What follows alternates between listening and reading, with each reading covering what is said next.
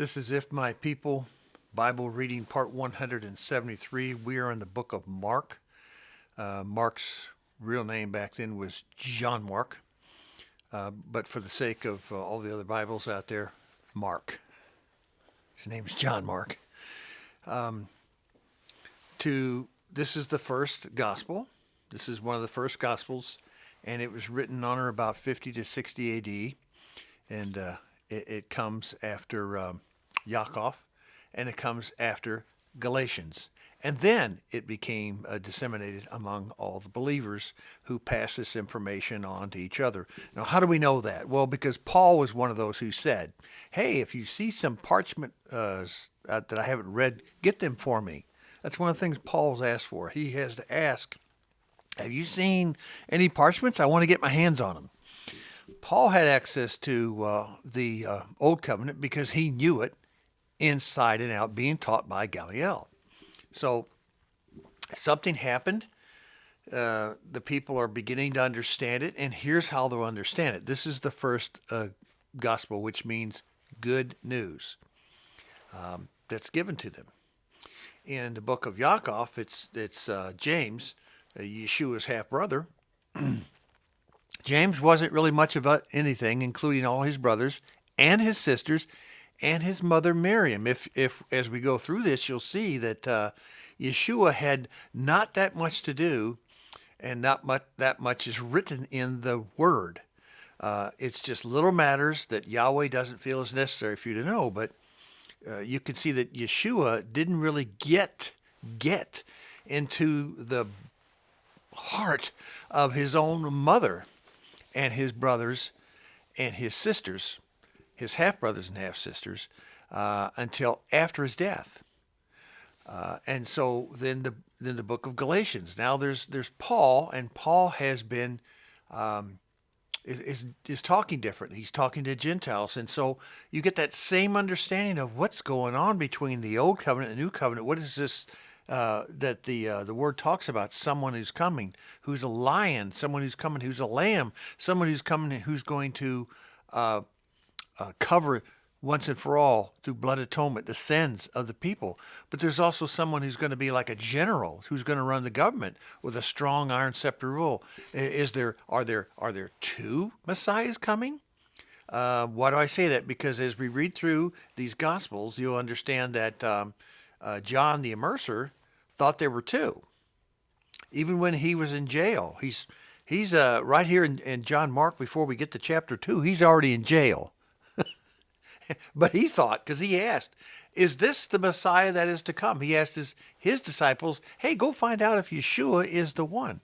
So even John the Immerser, who is the Elijah, the sent one, asked some interesting questions that we ask. So it really makes you humble to understand the importance of staying in the Word. So John Mark basically means the word gracious, grace. Grace actually began in the Garden of Eden when Yeshua covered Adam and Eve because they were found to be naked. He covered them with grace, and he gave mercy to them. Even though they were yet sinners, he knows who they are, just as Yeshua knows who you are. And he knows your soul, and your soul has known him since the beginning of your existence as a soul. Your soul existed long before your body did. But Yeshua says you must be born of water and of the Ruach to enter into the final heaven. The final heaven. Not the millennium, the final heaven. And born of the water, born from, like water sometimes represents the people, born of human, born of a earthly body, born of a sinful. All bodies are sinful because of Adam and Eve, because of sin in the garden. And all of that seed has become contaminated. And all of that seed will become cleansed. And it starts and begins with the understanding of this first gospel, the book of Mark. So it says in chapter 1, verse 1, the beginning of the good news about Yeshua Messiah, the Son of Elohim. First Torah command, chapter 1, verse 3. A voice of one calling in the desert, prepare the way for Yahweh, make straight paths for him. Who's saying that? John the Immerser. Is the sent Elijah personage. The behavior and the personage and the purpose of Elijah. And he says, verse 8, I baptize you with water, but he, Yeshua, will baptize you with the Ruach HaKodesh. So is there a difference between John going through some salvation path, just as Abraham, Isaac, Jacob, all the patriarchs, all the believers that were before then, Moses, they knew the Torah, they followed royal Torah, they were righteous. They knew as much as they could possibly get in their lifetime, and they choose yes or they choose no. We have much more in our lifetime, and because we have the written word right in front of us. Once again, Paul did not have the majority of any of the new covenant, and yet he had such powerful belief. What he had, he got from the old covenant and his time with Yeshua personally. So James started off the new covenant, half brother, saw all this, but just didn't soak in until after Shavuot, after Pentecost, when he saw the light. And then Paul comes along, and Paul's laying something down that we're just trying to say, like at the end of the book of Job, what is going on here? And then we read Genesis. So here we are in the book of Mark. This is just like Genesis. It says, okay, here's how it's all about. So this is a quick time capsule compared to the other Gospels. We go straight from Yeshua being the good news, and Yeshua now being baptized in chapter 1 with water. In other words, he's just representing himself going down to the water, death, coming out, resurrection. He's showing the people what it's all about. And then he's showing how to deal with temptation. He goes into the desert. So even in chapter 1, things are moving really fast. Mark kind of gets you going, and it sets you up. Later on, when we get to the other Gospels, it slows down. But we get a Torah command right there, chapter 1, verse 3, prepare a way for Yahweh, make straight paths for him. We are to walk that narrow, straight path. So many of the people that I just love to pieces in Hebrew roots, stop fussing and fighting, because if it's 1,000 miles long and you're at 900-mile mark, you've been studying this your whole life and you've just been eating it up and you've gone from the milk to the meat, you see a lot. And your brother or sister who is slower than you are, and there's nothing wrong with that, they're at the 300-mile mark. Okay, what's the difference? 600 miles. Can you even see 2 miles ahead of you? So you're not going to agree with each other, even though you're on that straight and narrow path. You are together in Yeshua. You're on the path of redemption through grace and mercy to see the Father, to be with the Father. If you've seen the Son, you've seen the Father.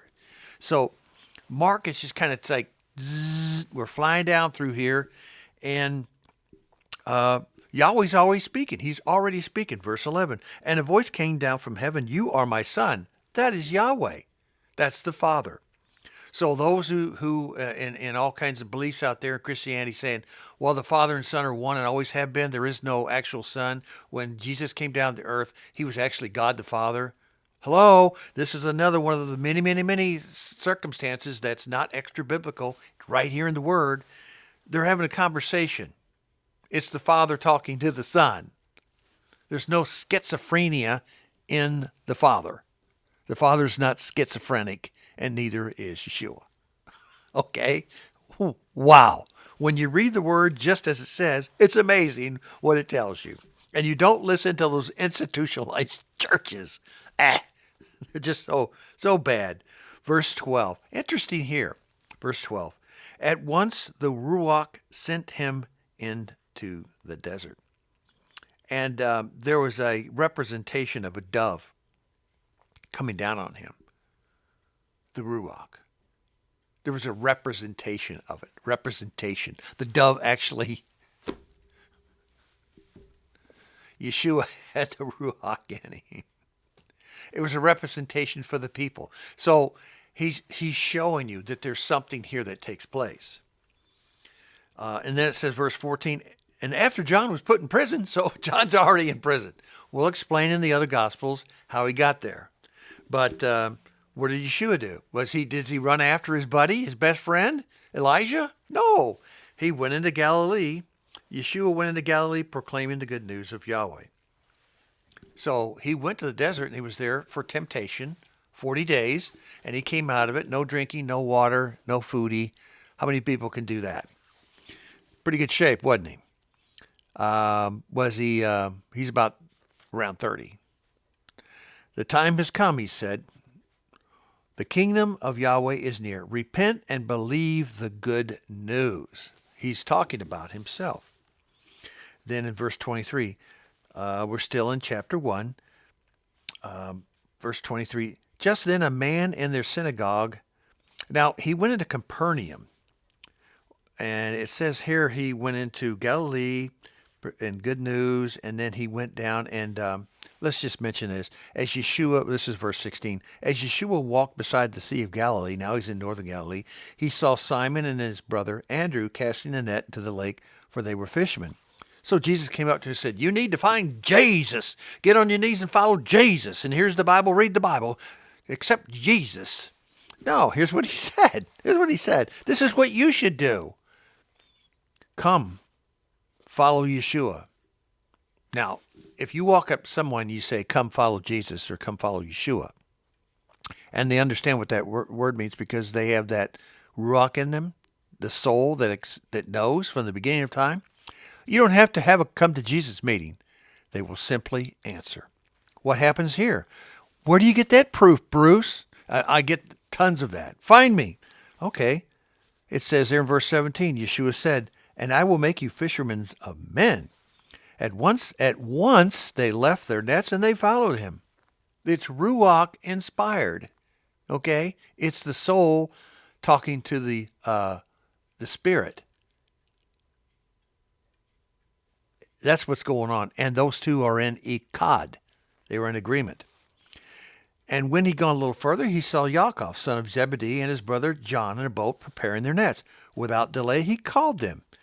What did he say? Probably the same thing. Follow me. I'll make you fishermen of men. And they left their father Zebedee in a boat with the hired men and followed him. Well, there you go. And then where did he go? Verse 21. They went to Capernaum, and when Shabbat came, Yeshua went into the synagogue and began to teach. Well, he just happened to know where to go. He saw the signs, or he went to the yellow pages and figured out, or he asked them, what you'll learn later on, this, as I said, John Mark moves pretty fast. You'll read later on that Nazareth was not where Yeshua finished his age and grew up and left from. He left from Capernaum. His family, Miriam, whether she was no longer with Joseph because Joseph passed away, doesn't say. Doesn't really make a difference. I'm not going to sit there and wonder about it. If it's not in there, Yahweh doesn't care for you to know about it. He wants you to pay attention to what he wants to say. So what about Capernaum? Well, later on, Yeshua says, people don't even respect me in my own hometown. He's talking about Capernaum. Yeshua went to the synagogue and began to teach. So he's doing some teaching in the synagogue. By the way, was he in the temple? Was he in the temple every Shabbat? Did he go to his temple that's so important? People today have to have a temple in Jerusalem up on the Dome of the Rock? No. In fact, he's in the area of the Samaritans, or the people where that were the dispersed ones, the people of other nationalities. Yeah. The people are amazed at his teaching because he taught them as one who had authority, not as the teachers of the Torah, who come from where? The temple, where they all turn out through the same institutional colleges in those days, the same nonsense. Of course, they don't have, I'm just making fun of today's institutions that turn out doctorate degrees. Basically, it's a doctorate degree in how to run a business. Okay, where are we at? 15 minutes. We'll stop there and see you next.